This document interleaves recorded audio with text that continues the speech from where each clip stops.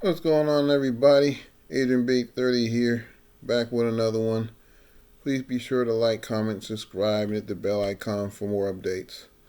Well, the road, for I guess reinstatement back into the civilization, it's not gonna be easy for this guy. This guy I'm referring to is Derek Chauvin, a former Minnesota police officer. He's convicted of taking the knee on George Floyd's neck. Well, tonight he was stabbed by another inmate and seriously injured Friday at a federal prison in Arizona.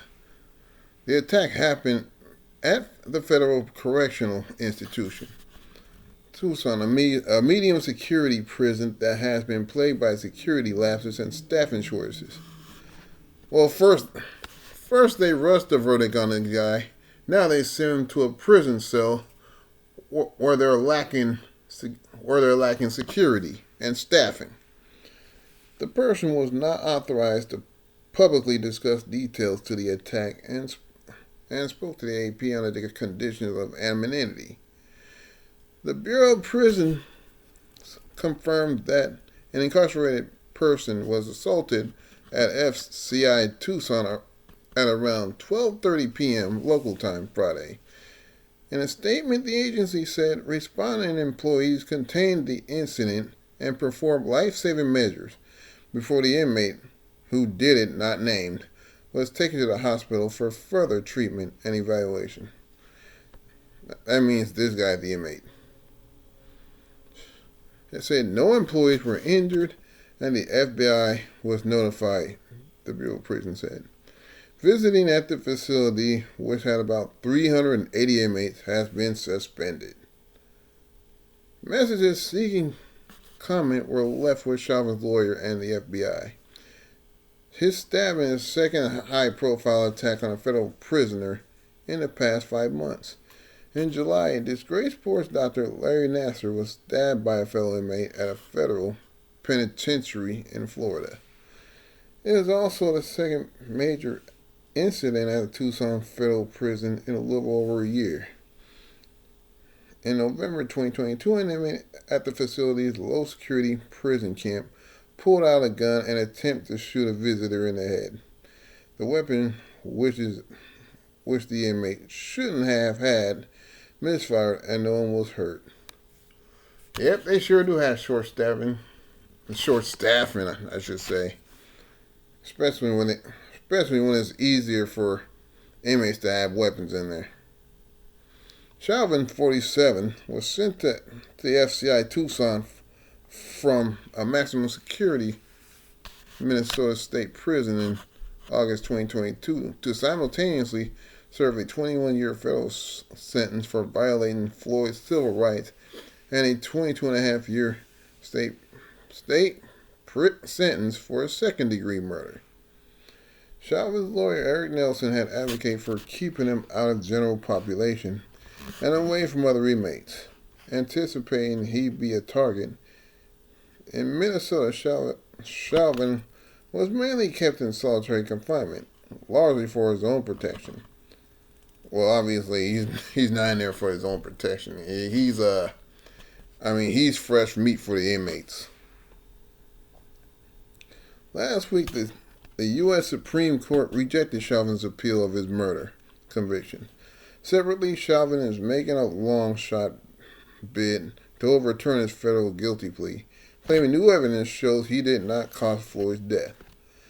Floyd, who was black, died on May 25, 2020, after Chauvin, who is white, pressed the knee on his neck for 9.5 minutes on a street outside a convenience store where Floyd was suspected of trying to pass a counterfeit $20 bill. The bystanders captured Floyd's faint cries of, "I can't breathe!" His death touched on protests worldwide, some of which turned violent and forced a national reckoning with police brutality and racism.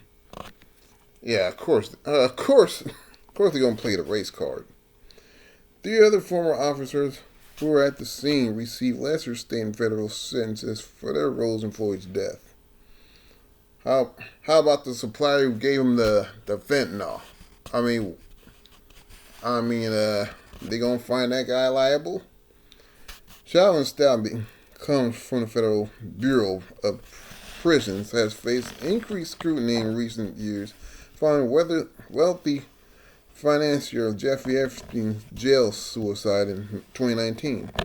It's another example of the agency's inability to keep even its highest profile prisoners safe after national stabbing and Unabomber Ted Kaczynski's suicide at a federal medical center in June.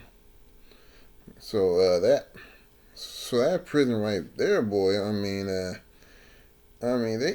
They can't protect anybody. Well, then again, if you don't, all you gotta do is not break the law, and you want to worry about that. Just saying.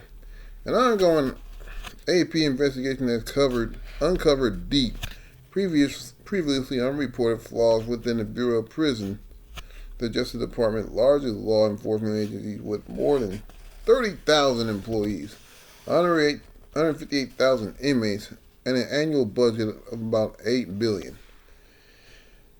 AP report has revealed rampant sexual abuse and other criminal conduct by staff. Damn. Dozens of escapes, chronic violence, death, and severe staffing shortages that have hampered responses to emergencies, including inmates, assaults, and suicide. Bureau of Prisons Director Colette, Colette Peters was brought in last year to perform the crisis plague agency. She vowed to change archaic hirings, practices, and bring new transparency, while emphasizing that the agency's mission is to make good neighbors, not good inmates. Testifying before the Senate Judiciary Committee in September, Peters touted steps she's taken to overhaul problematic prisons and beef up internal affairs investigations. This month, she told the House Judiciary Subcommittee that hiring had improved and that new hires were outpacing retirements and other departures. But Peters has also irritated lawmakers who said she reneged on her promise to be candid and open with them. In September, senators scolded her for forcing them to wait more than a year for answers to written questions, for claiming that she couldn't answer basic questions about the agency operations, like how many correctional officers are on staff. Why does that not surprise me? Let's see, there's George Floyd, there's the people that are, I guess, protesting. There's the people that holding up the picture of George Floyd as he was some type of hero or some shit. There's another one. There's the idiots stomping on cars and shit.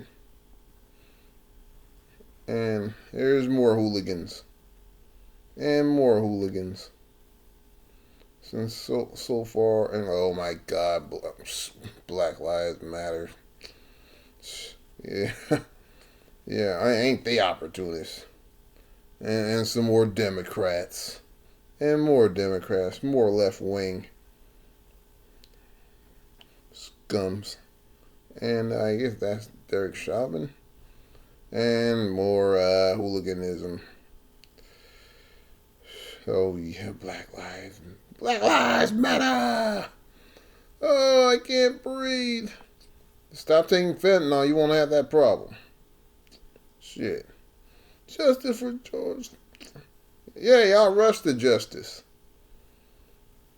And I even saw a movie. I mean, that the mayor did like a blatant job screwing all the police departments over there in Minnesota. I saw that movie days ago, and I almost burst into tears of the corruption. Anyway, I spoiled it a little bit for you. I gotta go to bed. If you like this video, push a like, share, and subscribe. And I'll catch you next time. I'm out.